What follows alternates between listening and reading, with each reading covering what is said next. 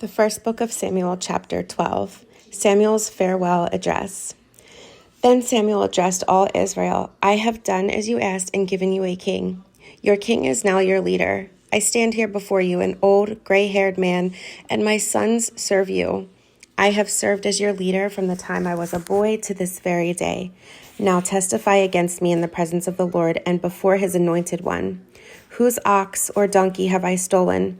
Have I ever cheated any of you? Have I ever oppressed you? Have I ever taken a bribe and perverted justice? Tell me, and I will make right whatever I have done wrong." "No," they replied. "You have never cheated or oppressed us, and you have never taken even a single bribe." "The Lord and his anointed one are my witnesses today," Samuel declared, "that my hands are clean." "Yes, he is a witness," they replied. "It was the Lord who appointed Moses and Aaron," Samuel continued. "He brought your ancestors out of the land of Egypt. Now stand here quietly before the Lord as I remind you of all the great things the Lord has done for you and your ancestors. When the Israelites were in Egypt and cried out to the Lord, he sent Moses and Aaron to rescue them from Egypt and to bring them into this land. But the people soon forgot about the Lord their God, so he handed them over to Sisera, the commander of Hazor's army, and also to the Philistines and to the king of Moab who fought against them. Then they cried to the Lord again and confessed, 'We have sinned by turning away from the Lord and worshiping the images of Baal and Ashtoreth. But we will worship you and you alone if you will rescue us from our enemies.' Then the Lord sent Gideon, Badan, Jephthah, and Samuel to save you, and you lived in safety. But when you were afraid of Nahash, the king of Ammon, you came to me and said that you wanted a king to reign over you, even though the Lord your God was already your king.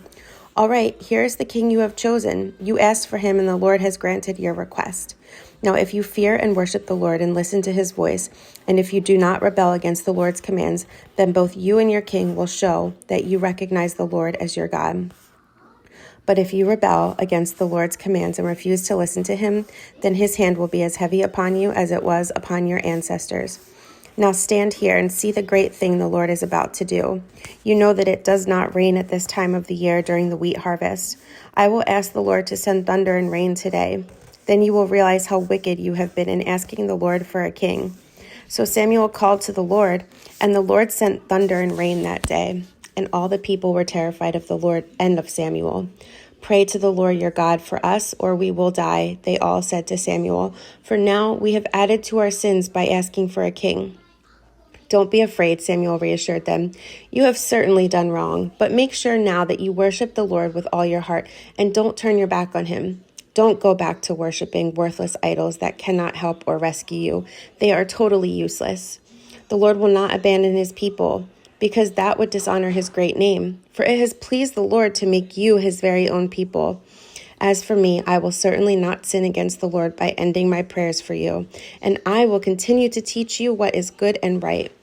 But be sure to fear the Lord and faithfully serve him. Think of all the wonderful things he has done for you. But if you continue to sin, you and your king will be swept away."